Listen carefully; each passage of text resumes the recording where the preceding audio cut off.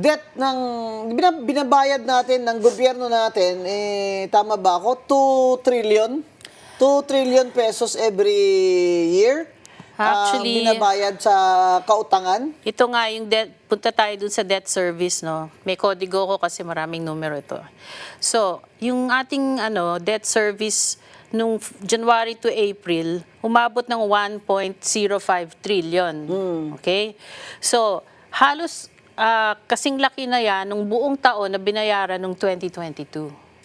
At ang nagpataas niyan talaga yung principal payments. Kasi yung principal, tumaas siya to 716 billion na galing sa 335 lang. So more than 100% yung tinaas. Ng bayad utang? Sa ano pa lang yan, principal. Sa principal loan? Oo.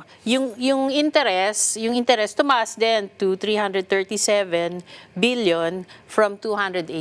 Kaya ang suma total niya, 1 trillion point 05. 1.05 trillion. Ganyan. Galing yan sa 623 lang billion. So every year yan, kailangan bayaran yan ng gobyerno ng Pilipinas. Alam mo yung kinita ng gobyerno, yung revenues, no, total revenues, was 1.6 trillion.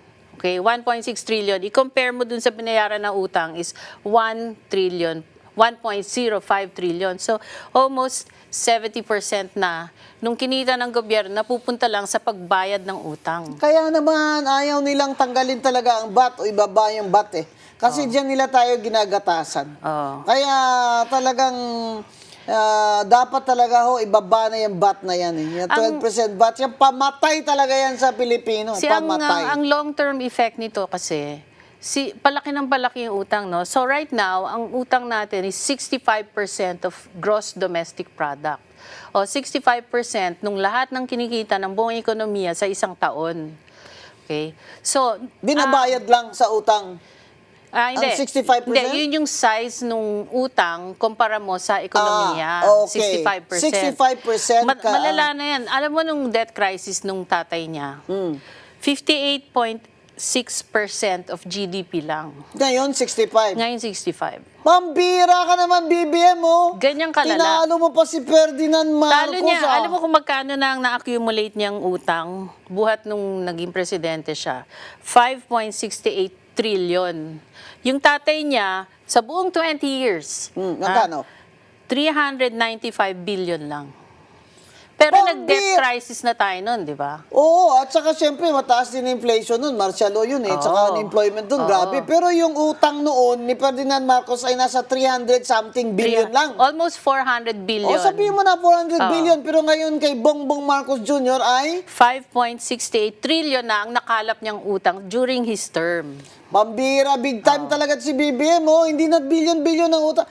Trillion ng utang. Kaya sabi niya, pag nanalo siya ay mas maganda pa ang golden years natin kaysa doon sa panahon ng tatay niya. Abay, at saka attorney 3 taon lang yan. Yung tatay niya over 20 years. over 20 years Siya yung utang na 3 taon yun. pa lang. Siya 3 taon pa lang, ganun na ang utang, nababayaran na yan ng mga kaapuhan natin. Kaya nga, kada Pilipino ngayon, maski baby pa lang o bagong panganak, may utang na ng 165,000 pesos. Oh my goodness! 165,000, kapapanganak lang ng baby, may utang na yun, nababayaran niya. Kukunin yun sa taxes niya.